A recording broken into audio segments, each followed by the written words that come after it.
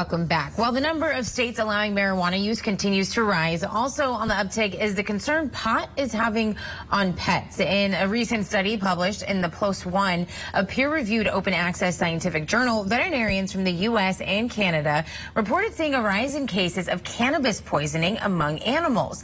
Last year, there were 283 reports of marijuana toxicosis. 80% of cases were dogs. The study cites edibles as the most common cause of cannabis poisoning. So joining Morning Rush is Jibran Khokhar, the senior researcher of the study. He's also an assistant professor of biomedical sciences at the University of Guelph in Ontario. All right, thanks for joining us. So how much of this increase are you seeing in marijuana in pets is tied to the increase of legalization of pot around the country? Yeah, so of the veterinarians that we surveyed that said that there had been a change pre versus post legalization, most of them did say that they had seen an increase. What we can't know for sure if it's due to increased prevalence, increased use of cannabis, or is it just a change in reporting? Before legalization, folks might have not wanted to report. And now post-legalization, they're more willing to report it. Or, before they might have come in and said, I don't know what he ate. And he's acting this way. Whereas now they're more willing to say, oh, I had left my gummies on the counter and he ate them while I was looking away, which again, is that the social desirability part of it comes in, and then you have to say that it happened while you were looking away. Right. So what exactly is marijuana toxicosis and, the effect that something like this could have on animals? Yes, the most common symptoms that we saw were, started from urinary incontinence, where the animals were peeing where they weren't supposed to,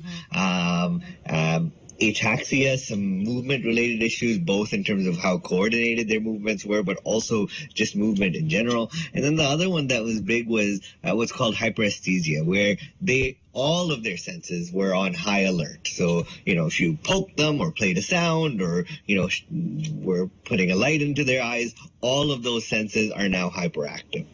So that's how it looks like, at least in the most commonly reported symptoms. Yeah, and some of those symptoms are pretty alarming to see. I have a dog, and so I'm constantly watching to see how she reacts to certain foods. Or, there was one time where she got into something that I had no idea. And so seeing those responses can be kind of scary. So what should someone do if they, they think that their dog or their cat may have ingested something like this? Yeah, so I think firstly, the most important thing that I think comes out of our study is just being able to know what those symptoms look like, what those most commonly reported symptoms look like, so we can have increased awareness. And so if you know what you're looking for, then you can rush your pet to the veterinarian, who would be able to monitor it and monitor them and provide supplemental support until it passes. The worry is that there were 16 cases of death that were reported within our study as well. And that's where, we can't chalk it up to cannabis alone, especially because, the doses that you would need of cannabis to cause death would have to be pretty high. So it could be related to chocolate or xylitol or other ingredients in the edibles that are known to be toxic to dogs, as an example, or the size of the pet, or other pre-existing conditions. But all of those things you can't predict, and a vet would be able to handle that better. So that's where I think, instead of the wait and see approach at home, it would be best to take them to a vet, so that any of those really adverse events could be avoided. Absolutely. And I guess it's safe to say, no matter what amount you have, probably keep it locked up, not just on the counter, not on the nightstand where a dog can get it. But I see a lot of dog products, especially, ones that I look for are calming ones, because my dog freaks out when it comes to thunderstorms and fireworks, things like that have CBD in them. So what are the health benefits of marijuana use or CBD for pets, given in moderation, of course? Yeah, no, that's where the science is just not there yet. Right.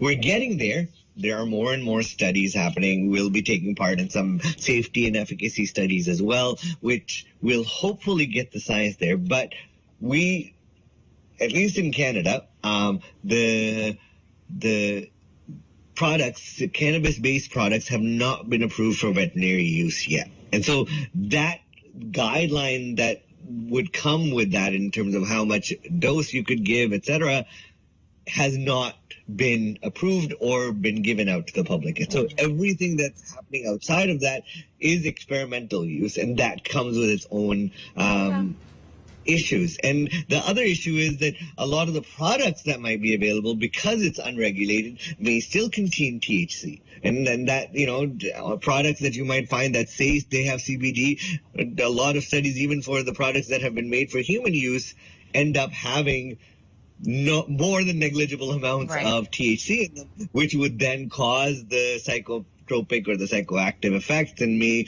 contribute to the toxicosis as well. And so that's why until it's approved, I would say to practice caution with it, especially since there are probably only maybe 4 or 5, a handful of indications that CBD is actually known to work for, both in humans and slowly in pets. And everything else is, just really good marketing on the part of big CBD, whatever that is. And so that's where, the old snake oil type, whatever may ail ye type of messaging around CBD isn't entirely accurate either in humans as well. And so it's important to have that nuance when we're talking about it. And once it's approved for the indications that it's approved, I think it will be a valuable tool in a pet owner's arsenal. All right, Jibran Khokhar, Assistant Professor of Biomedical Sciences.